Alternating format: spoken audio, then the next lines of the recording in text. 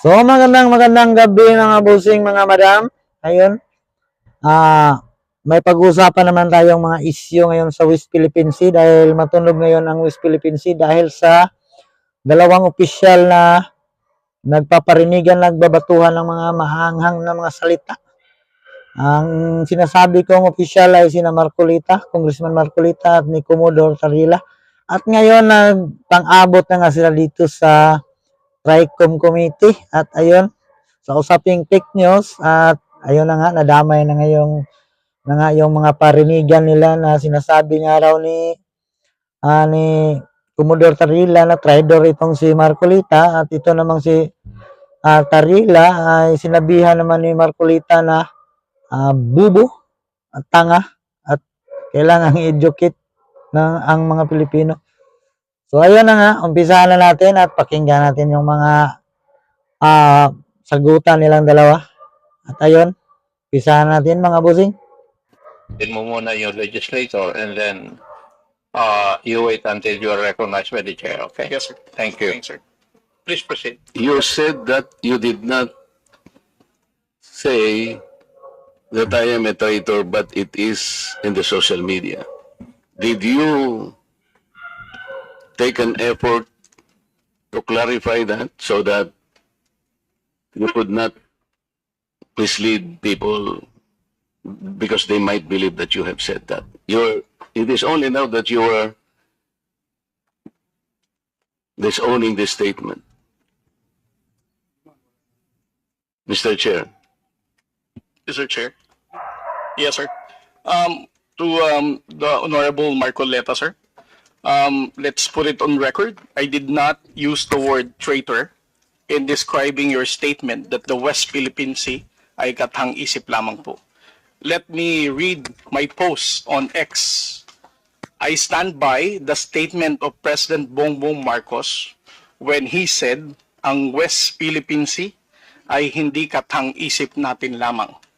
Ito ay atin, ito ay mananatiling atin hanggang nag-aalab ang diwa ng ating minamahal na bansa. Sino ba naman ang nagsabi sa yung katang-isip yan? Sino bang Pilipinong nagsabi yung katang-isip yan? Sino bang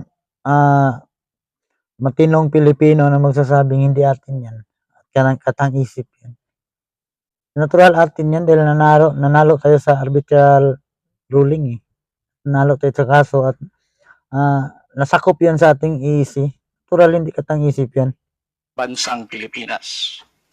Hearing someone claim that the West Philippine Sea is merely a fabrication of the Philippine government is a disservice and an embarrassment to their entire party, the organization he belonged to, and even their own family. How can the one face the younger generations today and tell them that our exclusive economic zone to the west of our archipelago is non-existent, effectively giving up the fight to assert their rights as Filipino? Ang lakas nilang mag-speech ng ganyan, parang nakakainis lang. Ang lakas nilang mag-speech ng ganyan pero wala naman silang ginawa. Wala namang nabago sa West Philippine Sea, wala namang nabalik. Mas gumulo pa nga eh. Yung mga mangingisda, dati sa panahon ni Duterte, nakakapangisda sila ng maayos doon, nakakapunta. Habang ngayon ito na ang komodor na iba na ang nakaupo na presidente, hindi na makapunta doon ang mga mangingisda. Tapos ang lakas ng loob nilang makapagyabang na ganyan yung mga speech nila. Nakakainis lang pakinggan na puro lang sila sa speech, salita, pero wala naman sa gawa. Wala namang na bago sa West Philippine Sea is bagkus ni lumala pa nga eh. Yan ang masakit. Hindi ko talaga maintindihan kung bakit nangyari yan. May naputulan pa nga tayo na opisyal ng kamay, daliri. May naputulan ng daliri. Nang dati, wala namang ganyan nangyari. Hindi malala dati sa panahon ni Duterte. Ngayon na ang tatapang nila, lumala, mas lalong lumala. Hindi ka na nakakainis talaga yung mga speech na ganyan eh. Dapat talaga sa tayong mga Pilipino, isa puso natin at sa kagawa. Huwag yung puro lang salita, ngawa, papriskon. Wala yan. Hindi na yan uso ngayon. Dahil ang mga tao ngayon is madalas na social media, mas upgraded na yung mga kalaman nila. Hindi mo na mabubula dyan sa mga speech. Gaya ng dati, kaya mong bulahin dahil dati kasi pag kinakover ng media, pag bayaran mo yung mga mainstream media, ang ipapakita nila is positive lang. Ngayon, dami ng mga vlogger na nagpapakita ng mga negative, mga totoong nangyayari. Kaya hindi mo maluloko dyan sa mga speech mo na ganyan. Hindi mo maluloko dyan. Mas hinahanap ng tao ngayon is yung mga gawa. Yung gawa, kung may salita ka, dapat gawin mo. Gaya ngayon, no, puro kayo speech ng ganyan. Tapos, wala namang nabago sa West Philippines eh. Hindi mo nga na palagyan ng titulo yung West Philippines eh. Hindi mo nga nilakad dyan sa anong ahensya yung ipabago mo yung pangalan. Ngayon kasi, nakalagay dyan is South China Sea. Tapos, dapat nilakad nyo yan na kamo ni Presidente dahil ngawa kayo ng ngawa dyan. Nilakad nyo yung titulo na para maging arte na talaga yan. Tapos mapalitan na yan sa mapa ng West Philippines Sea para gaya ng sabi ni Marcolita, para pag mabalita ito sa international, pag search nila sa Google is ang laging bukang bigbig kasi natin is West Philippines Sea. Huwag makinig yung mga dayuhan, West Philippines Sea, i-search nila sa Google, hindi makita nila talaga yung West Philippines Sea. Hindi nila makikita yan sa mapa dahil South China Sea ang makikita nila sa mapa. Kaya mas mabuti yung lagyan nyo ng titulo, kumbaga, so, kung sa lupa, palagyan nyo ng titulo, ipalipat na yan sa tagagawa ng mapa na gawin na yung West Philippines Sea. Yan ang dapat yung gawin. Mas marami pang nahanga ng mga Pilipino sa inyo kung ganyan ang nilakad nyo. Tapos, kung nakikipaglaban kayo, ipakita nyo nakikipaglaban kayo. Huwag yung puro pa preskon, speech ng naiwan ko yung mga speech na ganyan. Nakakaumay na. In the West Philippines Sea. Mr. Chair, sinabi ko ba na katang-isip ang West Philippine Sea? I Parang nabulunan. cannot recall, Mr. Chair. Hindi, kasi ang salita mo dyan, merong nagsabing katang-isip. Parang nabulunan si Tarjila. Pastilan. Kumakapit lang talaga dyan siya sa speech eh. Wala siyang hindi mo yan magaganyan si Marcolita dahil actor na yan eh. Hindi mo yan madadala sa speech mo ng ganyan. Parang ikaw lang yung niisip mo na ikaw lang yung nakipaglaban. Lahat ng Pilipino nakipaglaban dyan eh. Huwag mong isiping ikaw lang. Sinabi ko ba na katang-isip ang West Philippine Sea? I said I stand by the statement of the President. I did not mention you said it, sir. Meron kang katang-isip na sinabi dyan eh. To whom are you referring that? No, sir. The katang-isip phrase was the President. Nakuha ko na yung punto ni Marcolita.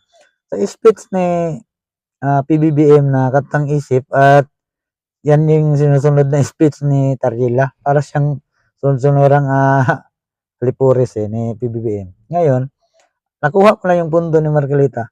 Bakit sinasabi niyong katang-isip? Sino bang Pilipino nagsasabi ng katang-isip? Bakit na nasabi niya yung katang-isip? Yan yung punto ni Marcolita. Bali, ang pinopoint lang talaga dyan ni Marcolita is, sinabi ba niyang katang-isip dahil binasa mo yan sa harap niya? Sinabi ba yan ni Marcolita na katang-isip? President's statement during his SONA. I just merely restated the statement of President Bongbong Marcos Kaya nga, when he you are now delivered it to SONA. Kaya mo lang nilabas yan after I said that there is no such thing as West Philippine Sea. But that is in context of the fact that it is not yet registered in the International Hydrographic Organization. Alam mo, Commodore, ang procedure. Ito, iling-iling Tama. ba ito si Tarjila? Mr. Chair, No, you have to answer, Mr. Chair. Alam Yes, mo sir. yung procedure kung paano maitat. Hindi talaga makuha ni Tarjila ang punto ni Marcolita. Yan yung nakikita ko sa kanya. Pabalik-balik lang siya sa stand niya eh. Wala namang tutol sa stand niya. Ang tinututulan ni Marcolita, bakit binasa mo yan sa harap niya na katang-isip? Ano bang pinaparinggan mo? Sinabi ba ni Marcolita, nakatang-isip? Bakit mo binasa sa harap niyo yun? Yun yung punto ni Marcolita eh. tatala kung paano natin papangalanan ang isang karagatan Yan. na tayo ang may-ari. You know the procedures, right? With respect to the 19th Congress who passed the You have Republic to Act answer my question, 1064. Mr. Chair. Yan na yung sinasabi ko sa inyo. Puro kayo salita ngayon. Hinanapan na kayo ni Marcolita ng gawa ngayon. Pakinggan natin kung anong nagawa niyo talaga. The Philippine Maritime Zones Act, sir, the West. Kindly repeat your question. You know, Commodore, the procedures on how we can register the name. Kumbaga, tinatanong ni Marcolita, sa kuan ko lang to, sa opinion ko lang to, bale, i-recycle ko lang, o anong tawag dyan. Bale, kung mayroon kang bahay, bahay mo yan, pinaglaban mo yung bahay at lupa mo, ano bang dapat gawin para malipat mo yan sa pangalan mo? Yan yung punto ni Marcolita. Ano bang dapat gawin? Yan yun, hinanapan na sila ng gawa dahil puro kasi kuda-kuda lang tong si Tarila eh. Hindi niya nilalakad yung titulo ng pinaglalaban niya. Hindi niya nilalakad yung titulo. Yan yung pinupunto ni Marcolita.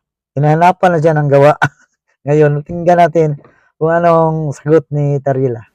Of a maritime area that we control or that we believe it is ours, you know the procedures on how Yes, to sir. register. Okay. Yes, alam na pala. So, ano na po ba, nakarehistro na po ba, nairehistro na po Yan ba na. natin yung West Philippine Sea?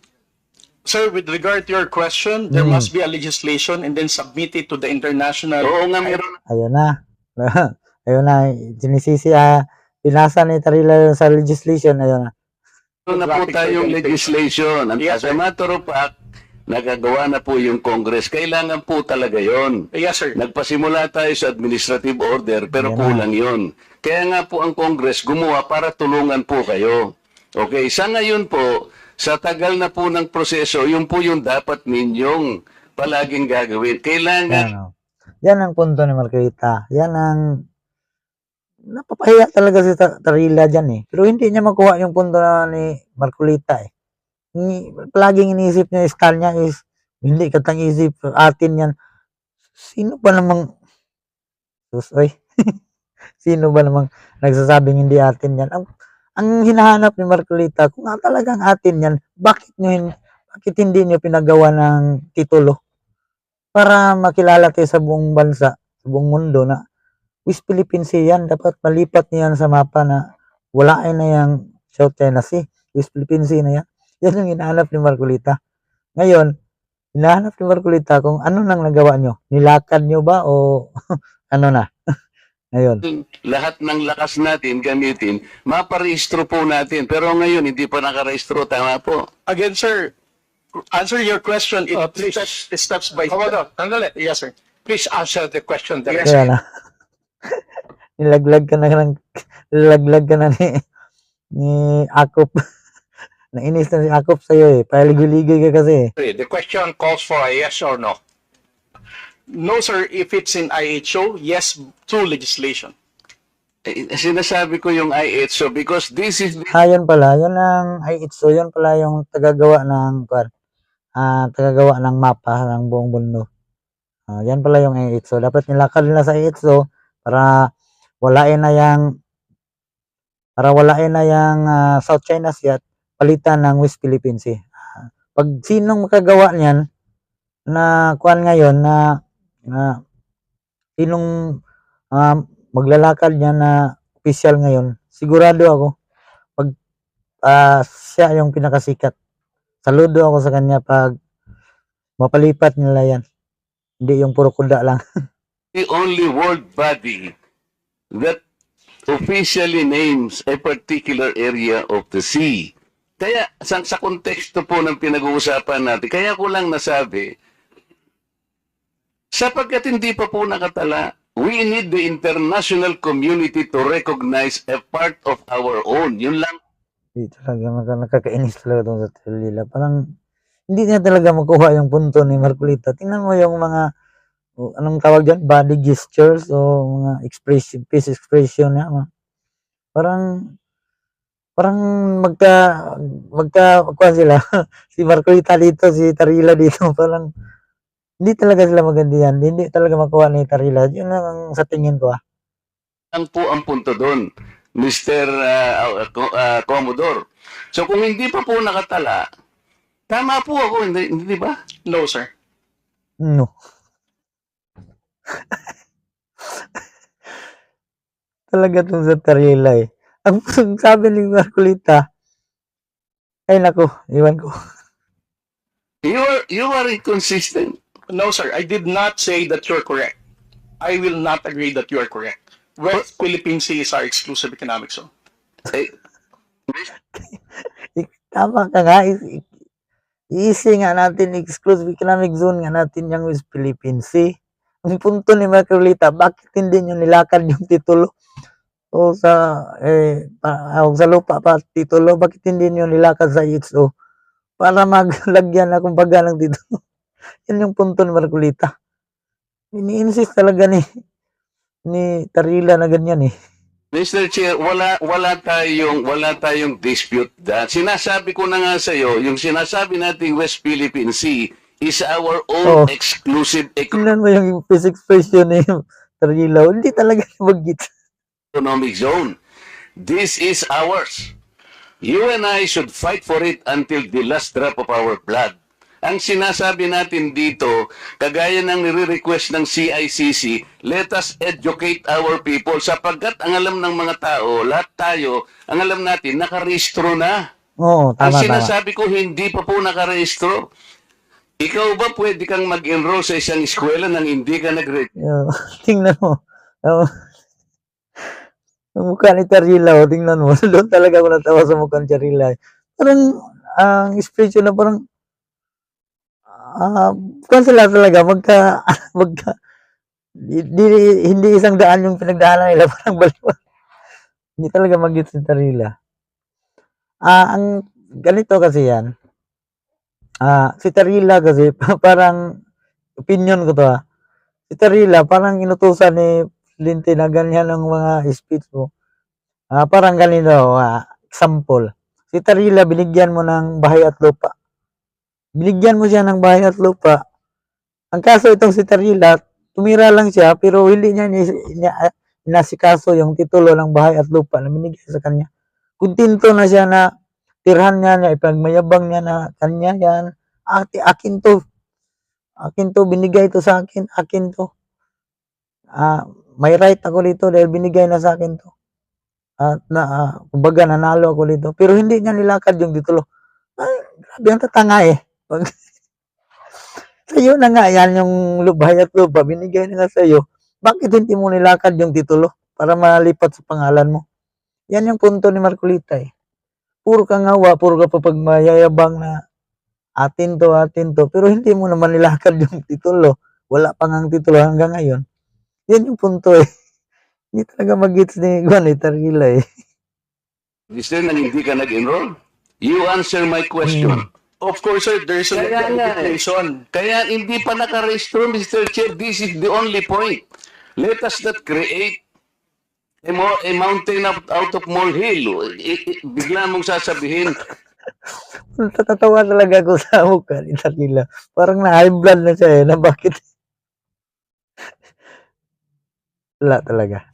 in response to what I said, tathang isip o bla bla bla at lumabas sa traitor. Hindi ka man lang gumawa ng effort, for example, na I did not say that. Ngayon mo lang sinasabi. But you know, people are bashing me. I am pro-China. When is the last time or the first time that Yan ang masakit dyan, eh. Sinasabi kasi yan may Tarila, eh, sa mga interview niya. Mga pro-China. Bakit? Iwan ko, masakit sa akin yan, eh. Yung pagsabihan na pro-China. Tapos yan yung mga gawain, mga tirada nyo. Yan lang yung pinagmayabang nyo na puro kay Papriskon, magmayabang na atin yung West Philippines, pabalik-balik na lang yung speech nyo. Tapos yung speech nyo yan, sabihan nyo ang mga di sa ngayon sa gusto nyo ng pro-China. Masakit sa atin yan, eh. Sa akin mismo, masakit yan na pagsabihan tayo ng pro-China. hindi lang tayo magkaparehan ng diskarte diyan kung paano yan. Hindi lang kami agree sa mga palakad nyo sa West Philippine Sea. Sabihan nyo na kaming pro-China. Sino ba namang mag-agree sa mga palakad nyo ng ganyan? Puro lang kay speech. Hindi naman, yung mga mangingisda nga natin, hindi na makapunta. Sino ba namang papayag sa ganyan? Tapos yung mga Amerikano, naghanap kayo nagkakampi sa Amerikano, pinapunta nyo dito sa, alam nyo naman na galit ang China sa ganyan.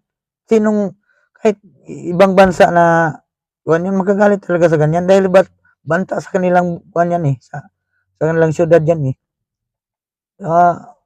parang ibali, kalaban nila yung US. Kalaban yung US at China.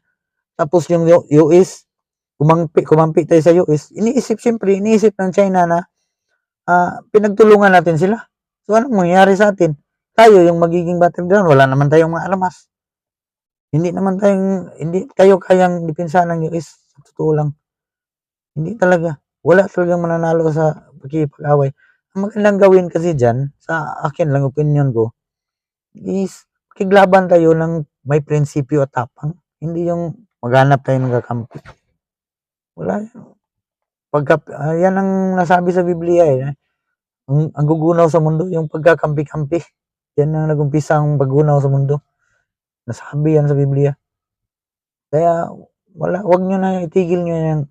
Hindi lang sang-ayon sa palakad nyo sa West Philippine Sea, hindi lang kami sang-ayon. Sabihan nyo na kaming pro-China. Wala, nakakainis ng ganyan. I'm pro-China. Again, Mr. Chair, I never said that you are a traitor. That is clearly posted on my Twitter. Pero hindi ka po nagbigay ng paliwanag na sinabi mo sana doon sa social media din. Bakit nyo ina-ascribe sa akin na sinabi ko na traitor si Kong Marcoleta? I did not say that. It is only now that you are explaining na wala kang sinabi. Yung mukha ni Tarila. parang ang punto niya, gusto niya sang-ayunan yung punto niya, yung layo ng punto niya. But kumalat na sa social media, kaya nga tayo nandito.